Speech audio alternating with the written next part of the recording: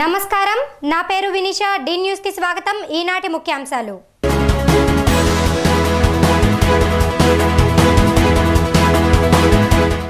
Polavaram design మార్చాలన్న CPM జాతీయ కార్యదర్శి ప్రకాష్ కారత్ నవ్యాంధ్ర నిర్మాణానికి ఎన్డీఏ నిధులిచ్చి ఆదుకోవాలని డిమాండ్. నగరంలో ఘనంగా మన్యం వీరుడు అల్లూరి జయంతి వేడుకలు, ఘనంగా నివాళులర్పించిన ప్రముఖులు. విశాఖ జిల్లాకు అల్లూరి పేరు పెట్టాలన్న సిపిఐ. పేద విద్యార్థులకు పుస్తకాలు పంపిణీ చేసిన టీడీపీ ఎమ్మెల్యేలు, చదువు సంస్కారం నేర్పుతుందని నేతల వెల్లడి. చెరుకు రైతుల బకాయిలు చెల్లించాలని చెరుకు రైతు సంఘం డిమాండ్. ప్రభుత్వం స్పందించి న్యాయం చేయాలని విజ్ఞప్తి.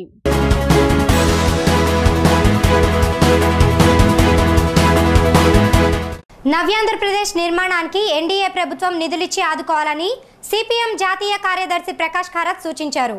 గత యూపీఏ విధానాలనే ప్రస్తుత ఎన్డీఏ ప్రభుత్వం అనుసరిస్తూ ప్రజలపై భారాన్ని మోపుతుందని ఆయన దుయ్యబట్టారు. జర్నలిస్ట్ యూనియన్ నిర్వహించిన మీట్ ది ప్రెస్ కార్యక్రమంలో ప్రకాష్ కారత్ పాల్గొన్నారు.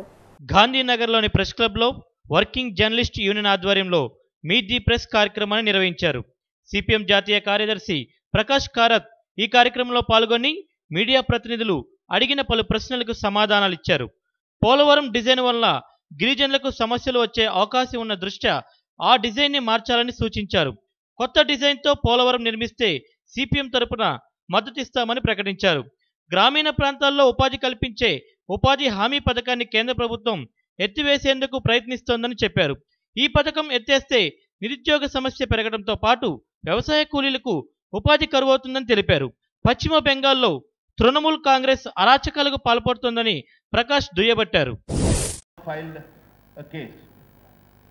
In fact, the Chief Minister and the Trinamool party has said now he has apologized, so the matter is closed. But this cannot be closed. We will demand that criminal proceedings be taken against this MP, and in the Lok Sabha, we will raise the matter to demand that action be taken by the Lok Sabha against this offending member. But what I want to stress is, this is not an isolated event.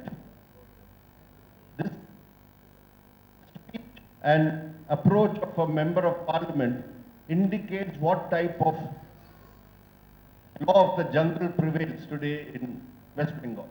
విశాఖకు అల్లూరి సీతారామరాజు పేరును పెట్టేలా కృషి చేస్తామని central MLA bonda Uma తెలిపారు. అల్లూరి వర్ధంతి సందర్భంగా పేదలకు చీరలు, దుప్పట్లు పంపిణీ చేసిన బోండా ఉమా స్వాతంత్ర్యం కోసం అల్లూరి చేసిన కృషిని కొనియాడారు. మన్యం వీరుడు, స్వాతంత్ర సమరయోధుడు అల్లూరి సీతారామరాజు 117వ జయంతిని నగరంలోని బుడమేరు వంతెన వద్ద ఘనంగా నిర్వహించారు. అల్లూరి జయంతిని పురస్కరించుకుని సెంట్రల్ నియోజకవర్గ ఎమ్మెల్యే బోండా ఉమా పేద మహిళలకు, వికలాంగులకు చీరలు, దుప్పట్లు పంపిణీ చేశారు. ఈ సందర్భంగా ఎమ్మెల్యే బోండా ఉమా మాట్లాడుతూ అల్లూరి నింపిన స్ఫూర్తితో ప్రతి ఒక్కరూ ఆయన అడుగుజాడల్లో నడవాలని కోరారు. అల్లూరి జయంతిని టీడీపీ ప్రభుత్వం అధికారికంగా నిర్వహిస్తున్న విషయాన్ని గుర్తు చేస్తూ ఆయన ఆశయ సాధనకు ఈ ప్రభుత్వం ఎప్పుడూ ముందు ఉంటుందని తెలిపారు. అల్లూరి పేరును విశాఖ జిల్లాకు పెట్టేందుకు తన వంతుగా కృషి చేస్తానని బోండా ఉమా తెలిపారు.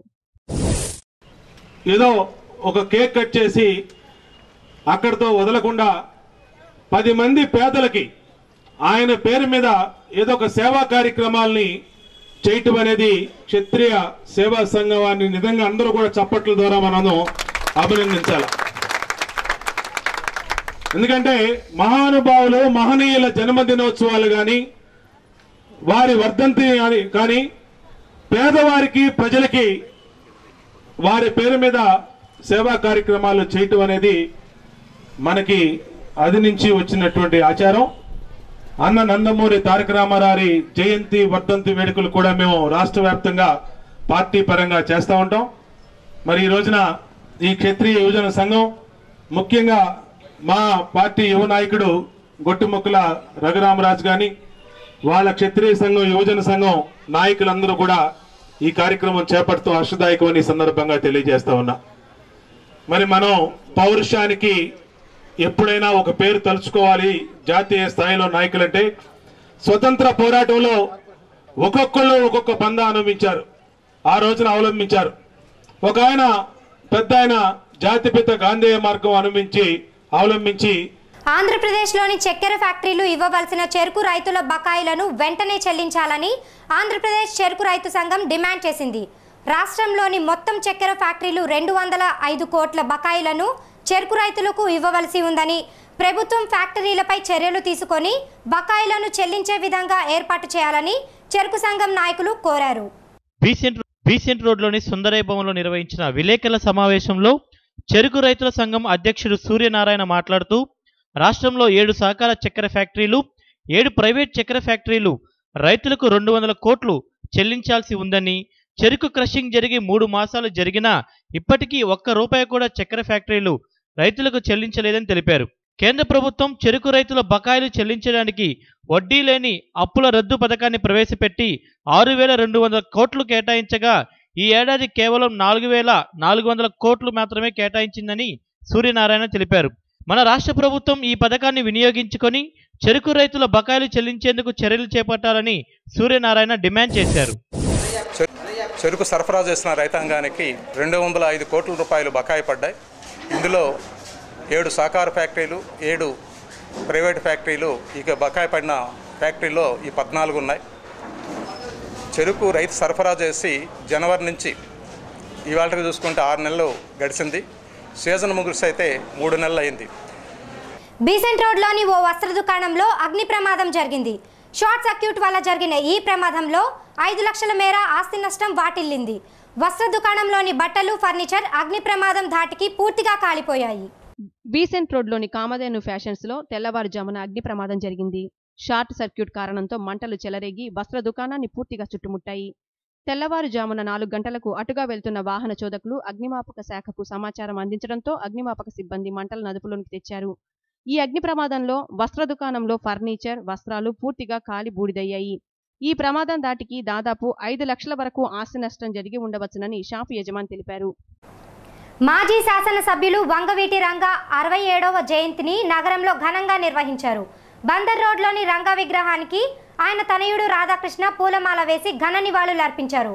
తన తండ్రి ఆశయ సాధన కోసం కృషి చేస్తానని ఈ సందర్భంగా రాధా పేర్కొన్నారు. మాజీ శాసనసభ్యులు వంగవీటి రంగా జయంతిని నగరంలో పలుచోట్ల ఘనంగా నిర్వహించారు. బందర్ రోడ్లోని రంగా విగ్రహానికి ఆయన తనయుడు రాధాకృష్ణ పూలమాల వేసి ఘన నివాళులర్పించారు. అనంతరం పలు సేవా కార్యక్రమాలు నిర్వహించారు. పలు సెంటర్లలో ఏర్పాటు చేసిన కార్యక్రమాల్లో రాధాకృష్ణ పాల్గొన్నారు. తన తండ్రి ఆశయ సాధన కోసం తన వంతు కృషి చేస్తానని ఈ సందర్భంగా రాధాకృష్ణ పేర్కొన్నారు. రంగారెమ్మలందరూ కూడా ఆయన ఆశయ సాధన కోసం పార్టీలకి కుల మతాలకు అతీతంగా కష్టపడి కృషి చేస్తారని చెప్పి ప్రతి ఒక్కరిని పేరు పేరున మనస్ఫూర్తిగా. ఇప్పుడు కాసేపు ప్రకటనలు.